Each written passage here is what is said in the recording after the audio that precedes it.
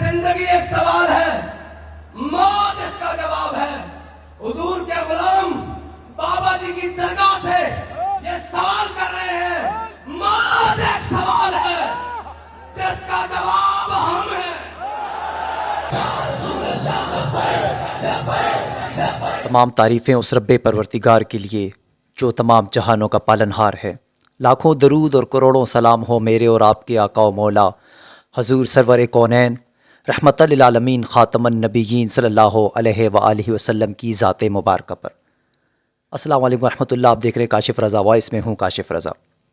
ابھی 2 دن قبل لاہور میں تحریک لبیک پاکستان کے امیر المجاہدین قبلہ حافظ علامہ خادم حسین رضوی رحمۃ اللہ تعالی علیہ ان کی تقریبات ہوئیں عرس کی، جس میں لاکھوں کروڑوں لوگوں نے اس میں شرکت فرمائی۔ ملک اور بیرون ملک سے وہاں سے آئے، تشریف لائے، اور یہ عرس کی تمام تقریبات ہوئیں۔ وہ آپ نے سوشل میڈیا پر دیکھی، ان کے اپنے پلیٹ فارم سے بھی وہ ویڈیوز وغیرہ اور جو بیانات تھے، جو تمام شیڈول تھا، وہ جاری کیا گیا تھا۔ تو اس پہ بہت سی اہم چیزیں نکل کر سامنے آئی ہیں اس عرس کے حوالے سے۔ سب سے پہلے تو یہ ہے کہ اس میں اقرار الحسن جو ایک معروف اینکر پرسن ہیں، ARY نیوز سے بھی ان کا تعلق ہے، اپنا سوشل میڈیا پلیٹ فارم بھی ہے ان کا، ان کی وہاں شرکت کرنا اور پوزیٹیو قسم کے بیانات ان کا کرنا، وہ بہت خوش آئند تھا تحریک لبیک پاکستان کے حوالے سے۔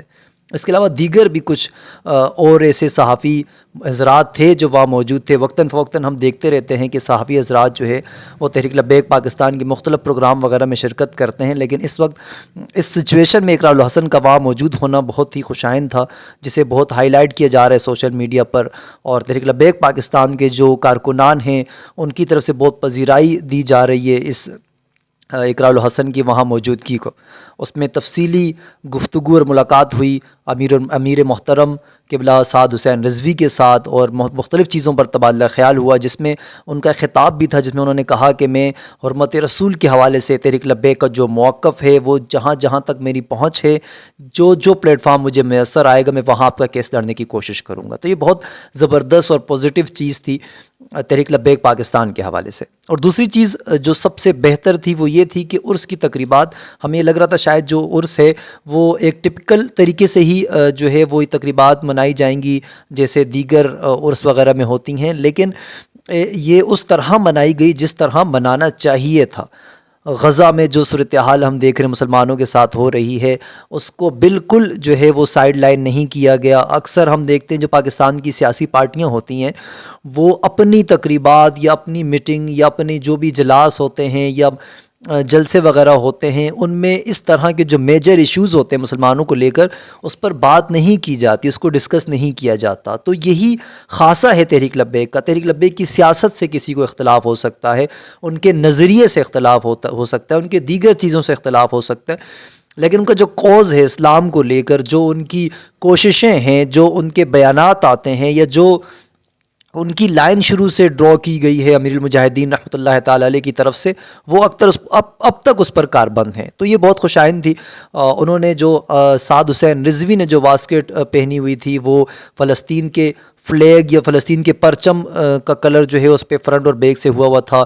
پھر ایک ہاتھ پہ انہوں نے لبیک القدس اور ایک ہاتھ پہ لبیک یا رسول اللہ کا جو تیغ بند ہے وہ باندھا ہوا تھا۔ تو انہوں نے اپنے تقریر میں جو اس کا نعرہ بھی لگایا، خیبر خیبر یا یہود سیف جیش محمد سیف سعود کا، اس پہ بہت زیادہ جو ہے وہ چرچا کی جا رہی ہے سوشل میڈیا پر۔ مطلب یہ کہ کمپلیٹ وہ بیان جو ایک اسلامی لیڈر کو کرنا چاہیے، حافظ سعد حسین رضوی نے وہ بیان کیا جو اب تک ہم مس کرتے آ رہے تھے۔ جتنے ہمارے لیڈر ہیں وہ اسلامی ایشوز کو لے کر جہاں بھی دنیا میں مسلمانوں کا مسئلہ ہوتا تھا وہ اس پر بات نہیں کرتے تھے، پریشرائز ہونے کی وجہ سے یا جو بھی خیر ایشوز تھے اس پر ہم نہیں جانا چاہتے۔ ہر بندہ جانتا ہے کہ کس وجہ سے ان چیزوں کو ڈسکس نہیں کیا جاتا۔ اپنی تقریر میں یہ کہا بھی سعد حسین رضوی نے کہ مجھے یہ کہا گیا تھا کہ آپ نے جہاد کی بات نہیں کرنی، تو ایسا کیسے ہو سکتا ہے کہ لبیک والے جہاں ہوں وہاں جہاد کی بات نہ ہو۔ پھر اس پر ایک یہ بات کوٹ کی گئی کہ جس کی عرس پہ ہم موجود ہیں انہیں امیر المجاہدین کہا جاتا ہے، تو مجاہدین کا جو امیر ہے ان کی عرس کی تقریبات ہوں وہاں جہاد کی بات نہ ہو، یہ پاسبل ہی نہیں ہے۔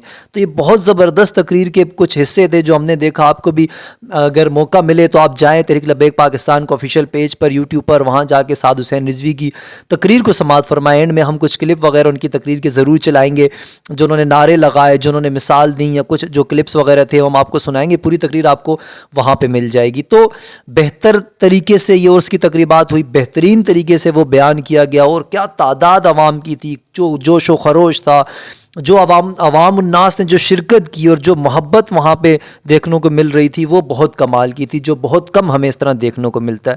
اور دوسرا اقرار الحسن کے حوالے سے بہت خوش آئند تھا. میں چاہتا ہوں دیگر بھی, جس طرح باقی سیاسی پارٹیوں کے ساتھ ہم دیکھتے ہیں کہ بہت سے صحافی حضرات جو ہیں وہ ان کا رجحان رہتا ہے, تو ایک تحریک لبیک پاکستان کے حوالے سے میں چاہتا ہوں کہ اسے میڈیا پہ ان کو ڈسکس کرنا چاہیے, بات کرنی چاہیے, اور جو دیگر صحافی حضرات ہیں جو نیوٹرل ہے وہ کم از کم تحریک لبیک پاکستان کو ڈسکس ضرور کریں, جس طرح باقی جو پارٹیاں ہیں ان کو فریم دی جاتی ہے ہمارے مین میڈیا پر. انشاءاللہ نیکسٹ پھر کسی اور ٹاپک پر ہوگی آپ سے بات. مجھے اجازت دیجیے, اللہ حافظ. جڑے دفعوں تے بکواس کر رہے ہیں, کسی بدلہ لے لیا. سنو پھر, خیبر خیبر یا یہود, جیش محمد سوف یعود. جیش محمد حضور دے غلاماں دا لشکر سوف یعود تواڈے سراں تے آ پہنچا.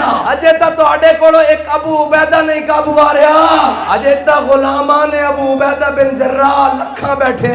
خیبر خیبر یا یہود, خیبر خیبر یا